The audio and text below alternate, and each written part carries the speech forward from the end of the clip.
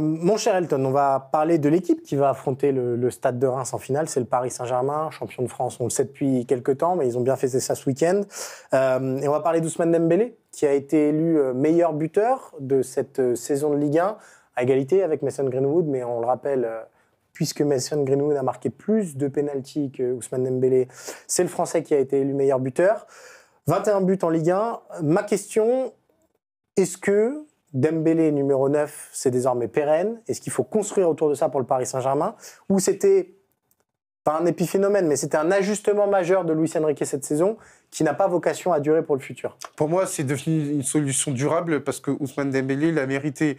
Luis Enrique en avait parlé en cours de début de saison. Il y avait eu des tests, notamment sur un match contre Lille. Et à l'occasion de la venue de l'hiver, Ousmane Dembélé a été définitivement fixé à ce poste. Et c'est par rapport à ça que le PSG s'est envolé aussi bien en Ligue 1, mais aussi en Ligue des Champions, où ils ont réussi à inverser la tendance parce que la réalité du joueur Ousmane Dembélé a changé. D'ailleurs, il l'a dit à l'occasion des trophées UNFP, il se considère davantage comme un joueur axial, beaucoup plus comme un ailier. Et ça, c'est lié à quoi? C'est lié à une révolution mentale d'Ousmane Dembélé qui est beaucoup plus attiré par le but. Donc aujourd'hui, à la question, est-ce que Luis Enrique a trouvé son neuf pour son PSG, moi je dirais oui, et ça aura une incidence sur le mercato. On peut avoir un peu plus de patience par rapport à ce poste qui est très important et avoir un peu plus de latitude au moment de s'engager sur le mercato, parce qu'on sait que, notamment sur Randal Kolo Muani et Gonzalo Ramos, ça n'a pas apporté beaucoup de satisfaction. Et là, pour le coup, on a trouvé une solution qui paraissait, à première vue, improbable, mais qui, pour moi, est pérenne. Ousmane Dembélé dans un rôle de numéro 9, parce qu'il réunit beaucoup de qualités. Déjà, cette capacité à finir devant le but, une capacité qu'on ne lui connaissait pas forcément, mais aussi une capacité, justement, à être un joueur, un attaquant à part entière qui est capable de se connecter à ses coéquipiers. Et enfin, un élément qui est pour moi sous-estimé, sa capacité sans ballon à presser comme deux personnes. Donc, toutes ces qualités font que Ousmane Dembélé est désormais le 9 du PSG. Quand on voit l'effectif actuel du Paris Saint-Germain, on a donc Ousmane Dembélé numéro 9, tu l'as dit, Gonzalo Ramos qui est un peu le super sub à ce poste-là d'avant-centre, Kolo Muani qui pourrait revenir. Sur les côtés, on est plutôt bien servi avec Barcola, Gvara, Doué. Si t'es Luis Campos, si d'aventure il reste, et Luis Enrique, quel profil tu recherches? Est-ce que tu cherches à renforcer cette attaque-là ou est-ce que tu repars avec ce casting-là? Je vais suivre le leitmotiv de Luis Enrique, être prévisible pour nous-mêmes, imprévisible pour l'adversaire. Et dans ce contexte-là, je vais continuer de chercher un attaquant qui est capable de se mouvoir dans toute position, que ce soit en tant qu'avancante ou en tant qu'ailier. Et je pense que ça aura une incidence sur le mercato du PSG parce que Luis Enrique ne recherche pas notamment un attaquant spécifique, un numéro 9, parce qu'il doit être capable de cocher plusieurs cases et de se marier dans ce PSG qui effectue beaucoup de rotations, beaucoup de permutations pour être une équipe qui va être imprévisible face à son adversaire. Donc moi, par rapport à ça, j'irais sur un attaquant capable d'occuper toutes les positions. Ça peut être Randal Kolo Muani ou pas? Ça me paraît très compliqué parce que Randal Kolo Muani, dans une interview il y a quelques semaines, il avait concédé, ça n'avait pas forcément fité avec Luis Enrique, sans pour autant que ce soit seulement Luis Enrique le responsable. Et je pense que Randal Kolo Muani, il devrait être sur un départ définitif cette fois-ci. Et si on suit ta logique, parce qu'on a lu des infos venues d'Allemagne la semaine passée, du côté de Bild, qui nous expliquait que Luis Enrique était fan de Serhou Guirassy. On n'est pas obligé de les croire sur parole, étant donné l'amour qu'a Luis Enrique des avant-centres.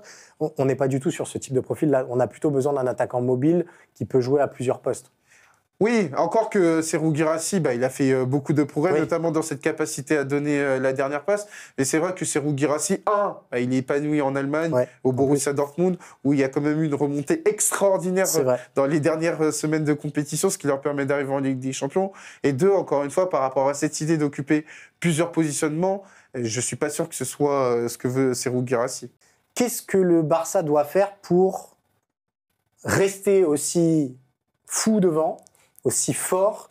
Il y a évidemment le cas Yamal qui est en passe de prolonger, mais au milieu, est-ce qu'il va y avoir besoin de recrues? Et surtout, quels sont les plans d'Hansi Flick derrière pour corriger quand même ce vilain défaut qui les a privés, on va le dire, de la finale de la Ligue des Champions? Parce que cette équipe, elle peut mettre 4 buts à tout le monde, mais elle peut aussi prendre 4 buts contre tout le monde. Oui, alors il y a des plans. Pour l'instant, c'est un peu compliqué parce que le Barça, Voilà, les règles de la Liga en termes de fair play financier sont assez strictes, on le sait. Et le Barça sera de retour à la norme du 1-1, c'est-à-dire que 1 euro dépensé égale 1 euro dans les transferts. À partir de la fin de la première partie de la construction du Camp Nou, parce qu'il y a une partie des sièges VIP qui ont été vendus donc à certaines entreprises, etc., pour leur exploitation, contre un chèque qui permet au Barça de revenir dans ce fair play financier dans le vert. Sauf que la Liga ne veut pas valider tant que ces sièges ne sont pas construits, de façon assez logique. Donc ça, c'est quand ? Donc ça, normalement, ça devrait être fin juin. Voilà. D'accord. Donc, pour l'instant, le mercato du Barça va être un peu en stand-by parce que, évidemment, il faut que ces sous rentrent et que, en tout cas, les sous sont rentrés, mais qu'ils soient pris en compte par le fair play de la Liga. C'est de l'administratif. Et voilà, c'est ça. Et à partir de ce moment-là, le Barça pourra recruter. Le plan du Barça, c'est pas de faire énormément de recrues parce que si on regarde devant, si on regarde au milieu de terrain, bon, globalement, ça va. En défense, c'est un peu un peu la question, surtout après ce qui s'est passé contre l'Inter. Hansi Flick, lui, il veut renforcer les latéraux parce qu'il a vu que quand Alejandro Balde et quand Jules Koundé n'étaient pas là, c'était un peu le désert. Eric Garcia, lui, a plutôt bien suppléé sur le côté droit et lui, du coup, devrait rester. Il a gagné sa place grâce à ça. Pourtant, côté gauche, c'est beaucoup moins facile. Gérard Martin, lui, ne devrait pas forcément rester.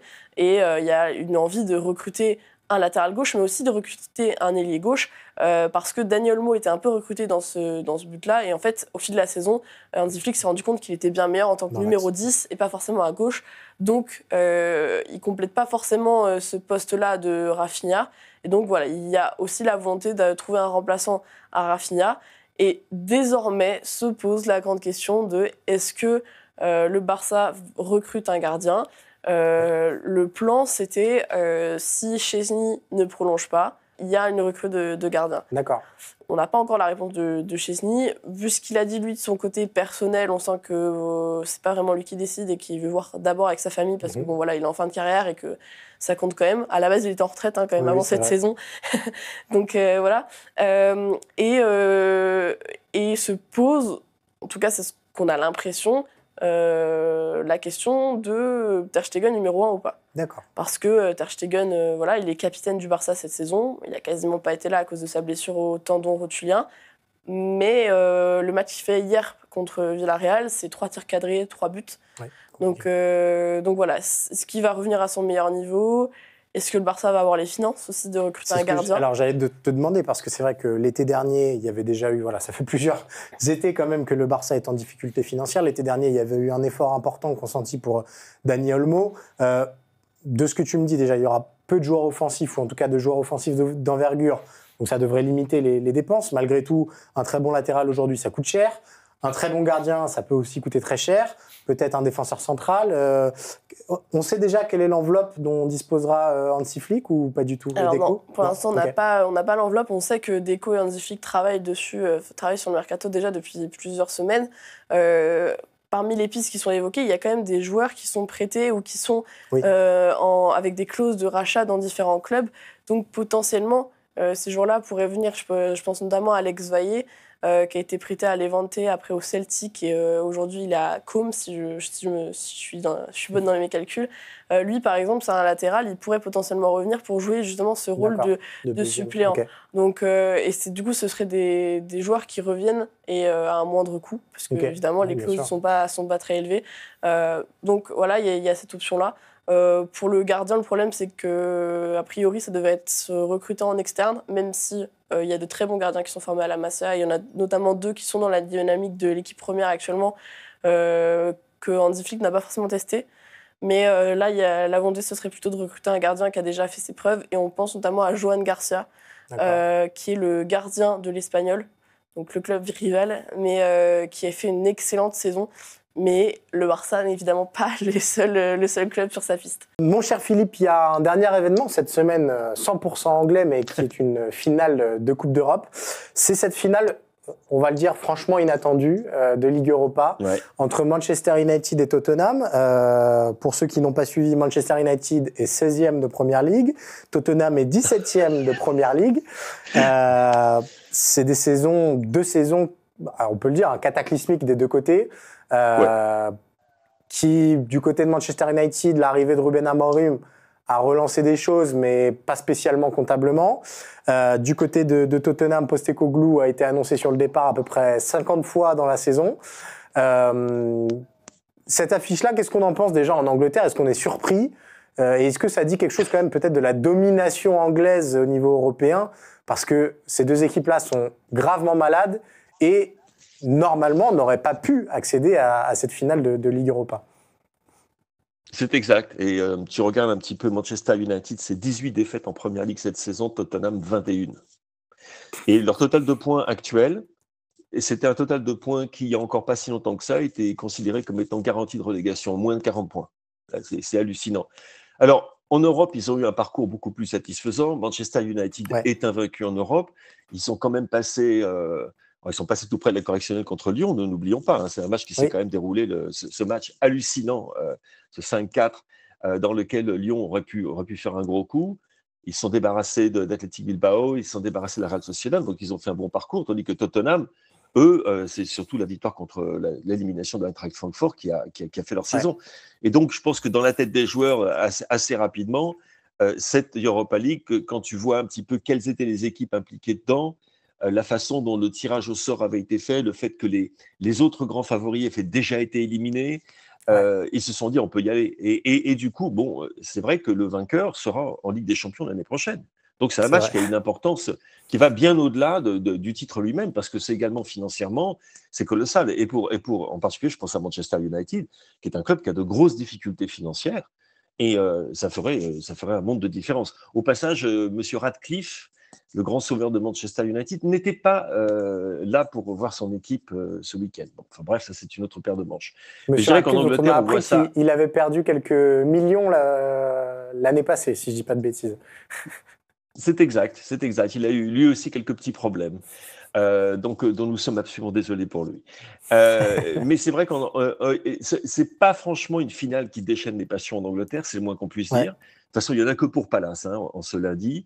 On va commencer à en parler mercredi matin parce qu'en fait, tout le monde est exactement comme nous. On se dit, en fait, quand tu regardes l'histoire de la compétition et des grandes compétitions européennes, c'est la première fois que tu as deux équipes aussi mal classées dans leurs championnats respectifs, quand tu les combines, qui sont présents à ce stade de la compétition. Donc, ça en dit long sur la façon dont le championnat d'Angleterre écrase, je dirais, en profondeur le football européen. C'est une confirmation de plus. Ça veut dire que c'est peut-être pas tout à fait suffisant pour être au top du top du top, c'est-à-dire la finale de la Ligue des Champions. Mais cela dit, dans les compétitions moins importantes, bon, tu vois l'Europa League, puis tu vois également la Conference League qui est promise à Chelsea, hein, a priori. Donc, et puis quand même Arsenal qui arrive en demi-finale, etc., de Ligue des Champions. Donc ça confirme ça. Mais d'un autre côté, c'est un petit peu triste pour l'Europa League.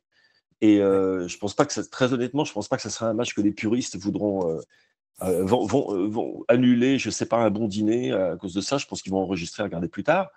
Parce que très honnêtement, ce que nous ont offert ces deux équipes cette saison, c'est franchement pas fantastique. Mauvaise nouvelle au passage pour Tottenham. Favori ou pas Est-ce qu'il y a un favori? Qui est l'équipe la moins malade des deux? Je dirais Manchester United. Et il y a Kulusevski n'est pas là pour Tottenham, ça c'est une grosse perte. Et tandis que du côté de Manchester United, il y a quand même un joueur qui a eu une saison gigantesque avec ce club, qui l'a tenu à bout de bras tout au bout de la saison. Et je vois mal comment ce joueur ne va pas pouvoir. Il sera pas moi encore, il va faire la différence, c'est Bruno Fernandes, qui a été franchement extraordinaire pour les Red Devils, qui en fait tient cette équipe à bout de bras. Et a priori, Manchester United va mieux que Tottenham Hotspur, qui ne va pas bien du tout. Donc, je te dis a priori, Manchester United pour cette victoire qui les qualifierait donc pour la Ligue des Champions, mais très honnêtement, dans un match dévalué, je dirais, c'est terrible de dire ça, un match dévalué par la saison absolument catastrophique des deux finalistes. Alors j'allais dire, on va suivre ça avec attention, mais tu viens de nous en dégoûter presque, Philippe. Oui, non, mais bon, non, on va suivre quand même. Non, bien sûr, on va suivre ça. Ça va être intéressant. Si ça se trouve, on va avoir un grand match, va savoir. Alors, de miracle, il n'y en a pas eu pour l'Inter, Guillaume. C'est même tout l'inverse, c'est un cauchemar qu'ont vécu les Milanais dimanche, parce que pendant un temps, ils pensaient reprendre le lead dans cette Serie A. Ils menaient 2-1, et puis Pedro, pardon. Je confonds, bien sûr, Pedro.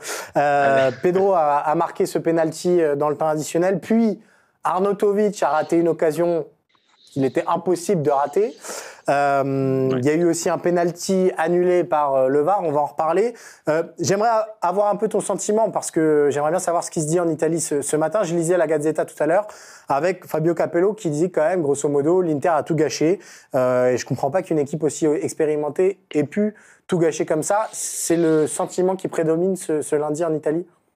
Alors écoute, l'info que je retiens, c'est que tu lis la Gazzetta déjà, et ça me fait plaisir. Ça veut dire que tu apprends l'italien le lundi matin, donc ça c'est une première bonne nouvelle. Alors oui, la mauvaise pour l'Inter, c'est vrai que c'est une équipe, on en a souvent parlé toi et moi, parce que voilà, avant la Ligue des Champions face au PSG, la finale, c'est une équipe qui a une moyenne d'âge de 29 ans, donc ce que dit Capello, on peut l'entendre. Surtout que hier, pour le coup, à part Lautaro Martinez, Inzaghi, il avait fait jouer quasiment tous les titulaires. Il commence aussi un peu à monter en puissance avant la grande finale à Munich. Donc voilà, il y avait quand même à peu près tous les tauliers qui étaient là. Et c'est vrai que quand tu mènes 2 fois au score, quand tu sais que le Napoli ne gagne pas à Parme, parce que je peux t'assurer qu'à Milan et à Parme, voilà, il y avait une espèce de liaison téléphonique entre les deux où tout le monde se disait les scores.